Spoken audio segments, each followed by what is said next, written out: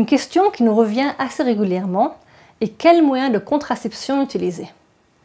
Pour commencer, il est important de préciser que l'énorme majorité des Yoetzot Halacha ne sont pas des médecins et ne peuvent donc pas vous donner une réponse médicale. Avec cela, il y a plusieurs points à prendre en compte lorsqu'on choisit une contraception parmi celles autorisées par la Halacha. Premier point, y a-t-il des contre-indications médicales? Par exemple, une femme qui souffre régulièrement de migraines n'aura peut-être pas le droit de prendre un contraceptif contenant de l'estrogène.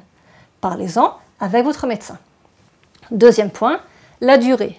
Si vous comptez utiliser un contraceptif pour moins de 6 mois, cela ne vaut pas la peine, en général, de mettre en place un stérilet en cuivre hormonal.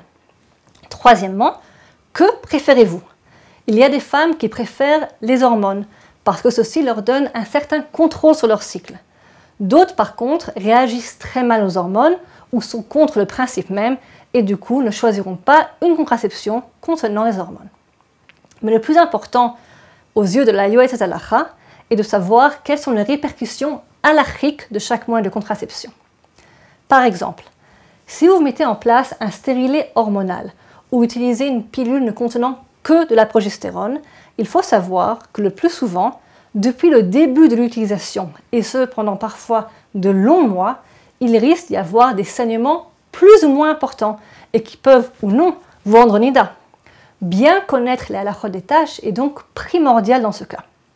Si vous avez une contraception contenant de l'estrogène, ceci n'arrivera pas en général, bien que cela peut se produire le premier mois de prise ou si on enchaîne des plaquettes une après l'autre.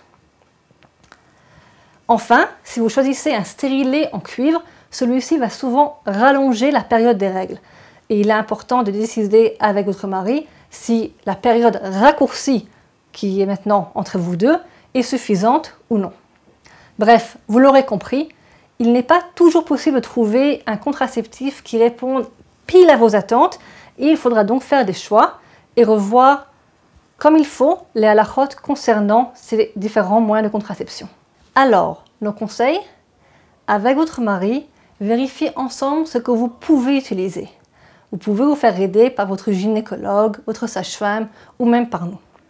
Ensuite, avec votre mari, décidez ensemble d'un moyen de contraception. Ceci est un partenariat, c'est-à-dire que vous allez réfléchir ensemble à ce qui convient le plus à la dynamique de votre couple, à si vous voulez que votre mari vous rappelle quand prendre une pilule, qui c'est qui va poser les questions de halacha, et enfin, que vous soyez ensemble pour vous soutenir lorsqu'il y aura des moments difficiles. Enfin, et c'est peut-être le conseil le plus important, choisissez en amont une date butoir. Ceci permettra, dans le cas où le moyen choisi n'est pas une solution concluante, que vous ayez déjà un rendez-vous de prévu chez le gynécologue au lieu de le repousser encore et encore et encore, et vous permettra de pouvoir changer de solution si celui-ci est nécessaire. Bonne décision!